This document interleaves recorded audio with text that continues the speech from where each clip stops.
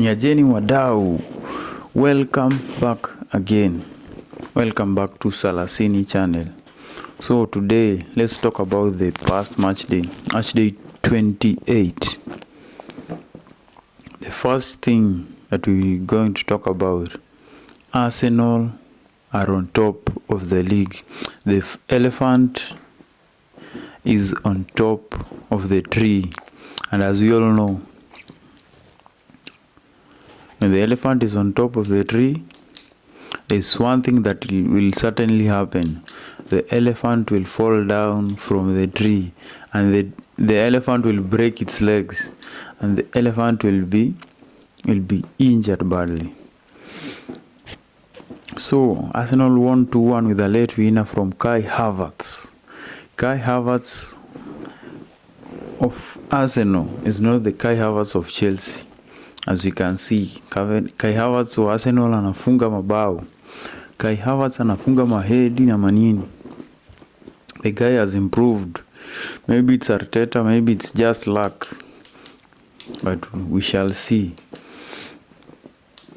Arsenal are going to play with Porto, FC Porto, and they are one leg out of the Champions League. And as we are speaking now, by tomorrow morning, Arsenal will be out of the Champions League.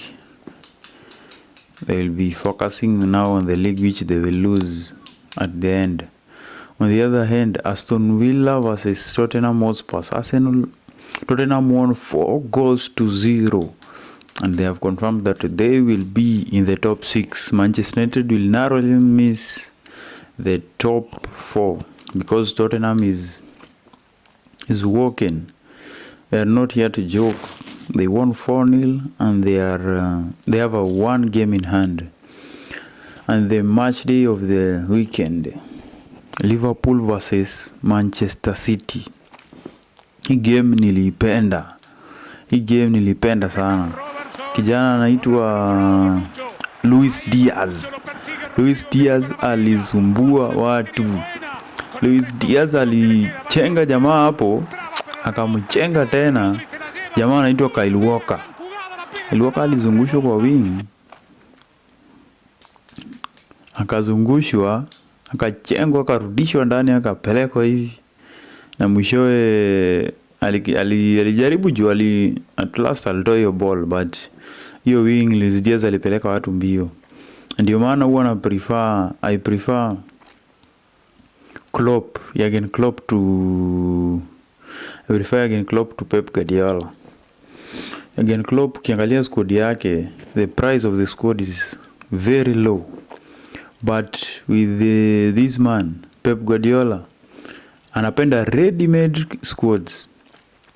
His squad is over 1 billion. With Haaland, Kevin De Bruyne, Ederson, Rodri, very many players he bought. But with Liverpool, you'll find somebody like Curtis Jones. Is this youngster, nimesahau jina yake. But these guys are not the squad is not as expensive as the City. But ukiangalia ile kukimbizwa, City walikuwa nakimbizwa, Liverpool wanacheza. By the way, Liverpool deserve to win this season. From that game, Liverpool moto. Kijana anaitwa Klopp.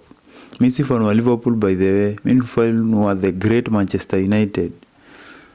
The great Manchester United. Let it not be it's quite a mistake.